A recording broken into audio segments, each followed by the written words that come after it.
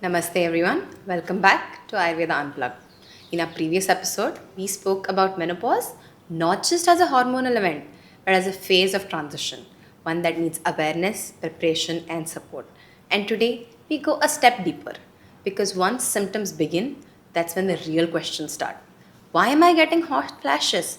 Why is my sleep so disturbed? Why do my moods change so often? And more importantly, why do so many women feel like they're not just themselves anymore?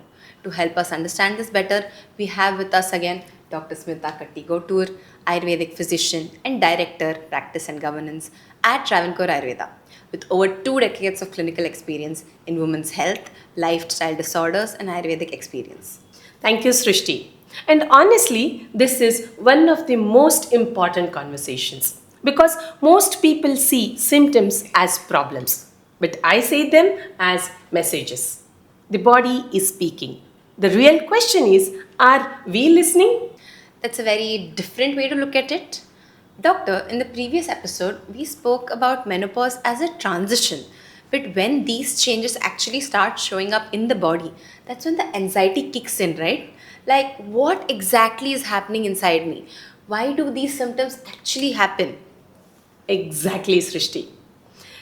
Today, most people already know estrogen declines, progesterone changes. That part is widely understood. But if I simplify it a bit, think of hormones like a conductor in the orchestra. When the conductor changes rhythm, sleep, mood, temperature, metabolism, everything starts responding differently. That is the modern understanding. Now, Ayurveda adds another layer. There is a classical principle understood in both Charaka and Ashtanga Hridaya, Vayo Vridhihi Vata Vridhihi. It means that with the advancing age, Vata naturally increases. And why this matter is many menopausal symptoms like instability, dryness, disturbed sleep, fluctuations, these actually reflects qualities associated with Vata dosha. So, what feels random often is not random at all. There is a pattern underneath it. That is actually quite fascinating. So basically, modern medicine tells us what is declining, and Ayurveda helps understand how the body is responding. Exactly. Not opposing, just expanding the understanding. And if I give you a simple modern analogy, menopause can be like an operating system update. Some systems adapt smoothly, some show glitches. And those glitches are often symptoms we experience, signifying adoption. That actually makes it much easier to understand. And when we talk about symptoms, the first thing that comes to mind for most people is hot flashes. Why do they happen? In modern terms, thermoregulation become less stable. But in simple language, it's like your body's thermostat becomes oversensitive. Even small triggers like stress, caffeine, spicy food, poor sleep can cause an exaggerated response. And that's experienced as a hot flush.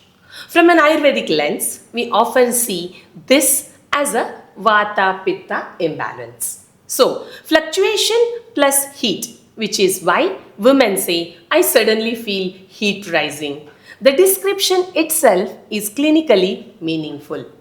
So these aren't just random discomforts, they're actually giving us clues. Exactly, Srishti. Each symptom tells us a story of its own. So we've spoken about heat, but there's another issue that people don't talk about enough sleep. And when sleep is disturbed, everything feels worse. Why does that happen? Because sleep is not just rest, sleep is regulation. And menopause can affect that regulation deeply. Ayurveda expresses this beautifully. Shariram sattvam cha anyonya bandhanam.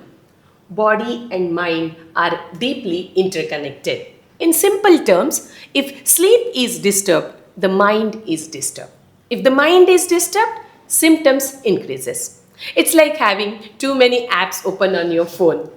The battery drains, the system heats up, performance shows down, the body behaves in a very similar way. This analogy is actually very relatable. And then comes the part people misunderstand the most: emotional changes. Why does it suddenly feel like small things hit harder than they used to? Because often it is not the event that changes, it's the reduced buffer. And I want to say this very clearly: this is not an emotional weakness. It's usually a combination of neurohormonal shift, lifestyle factors, and mind body imbalance. Very different. And one of the Ayurveda's strength is it never separates the body from the mind. That really changes how people should interpret what they're feeling. Yes, it shifts the perspective from judgment to understanding. One thing that's becoming very clear today: symptoms are not the same for everyone. Why do two women experience menopause so differently? Because menopause is not one story. Each woman brings her own constitution, stress history, sleep patterns, lifestyle habits, which is why Ayurveda always individualizes care. And that is where experience matters. Hormones may trigger the transition, but how you experience it depends on your overall balance. So, today we understood something important. We understood that symptoms are not random. Hot flashes, disturbed sleep, mood changes. These are not just problems, they are signals. And we also saw how both modern science and Ayurveda helps us understand them, from hormones to deeper patterns of balance. And in our next episode, we move to the question everyone is asking: what actually helps? What works and what doesn't? Should you take herbs? Change your diet? Try therapies? And why do random remedies often fail? If you have had these questions, you wouldn't want to miss it. Until then, take care, stay aware, and stay connected with Ayurveda Unplugged. Sukhino Bhavantu.